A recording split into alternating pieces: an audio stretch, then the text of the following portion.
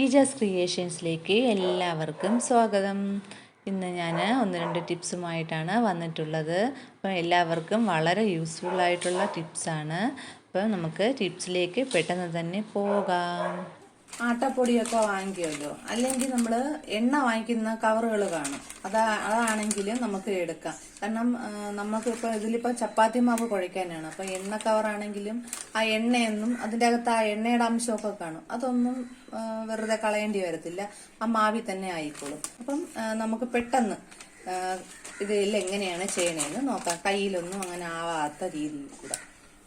അതിനായിട്ട് ഞാനിവിടെ ഇപ്പം കുറച്ച് ആട്ടപ്പൊടി ഇട്ട് കൊടുക്കുകയാണ്. വലിയ ഒരു ഇതിപ്പോൾ 1/2 കിലോ പാക്കറ്റ് ആയതുകൊണ്ട് കുറച്ച് ക്വാണ്ടിറ്റി കൊള്ളും ഇതിലോട്ട്. പാക്കറ്റിനനുസരിച്ച് നമുക്ക് എത്ര വേണമെന്നും കൂടെ നോക്കിയിട്ട് ഇട്ടാൽ മതി. ഇതിലോട്ട് ഞാൻ ഉപ്പും കൂടെ ഇട്ട് കൊടുക്കുകയാണ്. അപ്പം അതിനായിട്ട് ഒരു സ്പൂണിട്ട് ഉപ്പിന് ഈ കവർ വെച്ചതിന് അങ്ങോട്ടും ഇങ്ങോട്ടും എല്ലാം കൂടെ ഒന്ന് ആക്കി കൊടുക്കണം. അപ്പോൾ അതിലിപ്പോൾ ഞാൻ ഇതിൽ കുറച്ച് വെള്ളം, സാധാ വെള്ളം, ചൂടുവെള്ളം ഒന്നും ഒഴിക്കരുത്. കാരണം പ്ലാസ്റ്റിക് കവറാണ്.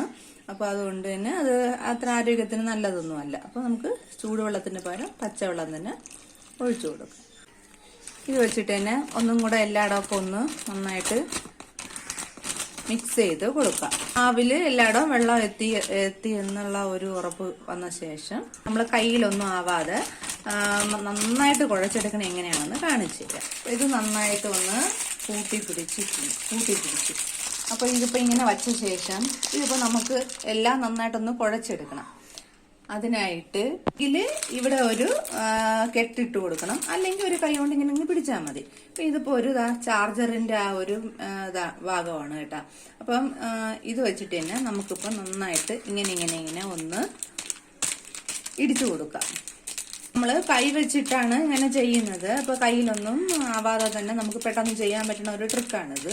വിചാരിക്കും പ്ലാസ്റ്റിക് കവറിലൊക്കെ മാവ് ഇങ്ങനെ കുഴച്ചിടുന്നത് ആരോഗ്യത്തിന് നല്ലതാണോ എന്നൊക്കെ തോന്നും. പ്ലാസ്റ്റിക് കവറിൽ ചൂടുവെള്ളമൊന്നും ഒഴിച്ചല്ല കുഴക്കുന്നത്. പിന്നെ അതുപോലെ തന്നെ ആട്ടാപ്പൊടിയാണെങ്കിൽ ഇപ്പോൾ പ്ലാസ്റ്റിക് കവർ തന്നെയാണ് വാങ്ങിച്ചിരിക്കുന്നത്. ജസ്റ്റ് ഇതിൽ ഒരുപാട് നേരം അങ്ങനെ നമ്മൾ കെട്ടി വയ്ക്കുന്നൊന്നുമില്ല. ജസ്റ്റ് ഒന്ന് ഇങ്ങോട്ട് എല്ലായിടവും ഒന്ന് ഇടിച്ചു കൊടുത്ത് ഈ സൈഡും അപ്പുറത്തെ സൈഡും എല്ലാം ഒന്ന് കുഴച്ചെടുക്കണം. ഇപ്പൊ ഞാൻ ഒരുവിധമൊക്കെ അതിനൊന്ന് ഇടിച്ചെടുത്തായിരുന്നു. അപ്പൊ കണ്ട മാവാണെങ്കിലും നന്നായിട്ട് എന്താ. പക്ഷെ എനിക്കിതില് കുറച്ചുകൂടെ വെള്ളം വേണം എന്നാണ് തോന്നിയത്. അപ്പൊ ഞാനിപ്പോ ഇതിലോട്ട് കുറച്ചുകൂടെ തുറന്ന ശേഷം കുറച്ചുകൂടെ വെള്ളം ഒഴിച്ചു കൊടുക്കുന്നുണ്ട്. ഞാൻ കുറച്ചുകൂടെ വെള്ളമൊക്കെ ഒന്ന് ഒഴിച്ചു കൊടുത്ത ശേഷം ഒന്നും കൂടെ ഇതുപോലെ ഒന്ന് പ്രസ് ചെയ്ത് കൊടുത്തു. ഇപ്പൊ മാവിന് ഞാൻ അതിൽ നിന്ന് എടുത്ത് ഉരുട്ടിയെടുത്തായിരുന്നു. കാരണം എന്ന് വെച്ച് കഴിഞ്ഞാൽ ഇപ്പൊ അതിൽ നമ്മൾ കുഴച്ചാലും നമുക്കൊരു ഷേപ്പ് കിട്ടണമല്ലോ. ഇതാ കണ്ട, കയ്യിലൊന്നും മാവും അങ്ങനെ ഒന്നും ആവത്തില്ല. അതിൽ തന്നെ എല്ലാം ക്ലിയർ ആയി വരും. പിന്നെ നമ്മളൊന്ന് ഒരു ഷേപ്പിനെ ഒന്ന് ഇതാക്കി എടുക്കണം. അല്ലാതെ ഇപ്പൊ അതിൽ തന്നെ ഒരു ഷേപ്പ് കിട്ടുമെന്നൊന്നും വിചാരിക്കണ്ട. നല്ല സോഫ്റ്റ് ആണ്. അപ്പൊ ഇനി ഇത് നമുക്കിനി പരത്തിയെടുക്കുന്ന ഒരു ട്രിക്ക്, അത് ഒരുപാട് പേർക്ക് ബുദ്ധിമുട്ടാണ്. അപ്പൊ അത് എങ്ങനെയാന്ന് ഒരു എളുപ്പവഴി കാണിച്ചു. കുഴച്ച ആ ഒരു കവർ തന്നെയാണ് എടുത്തിരിക്കുന്നത്. ഇതിലോട്ട് ഞാനിപ്പോ ഒരു ഉരുള ചപ്പാത്തി മാവ് വെച്ചു.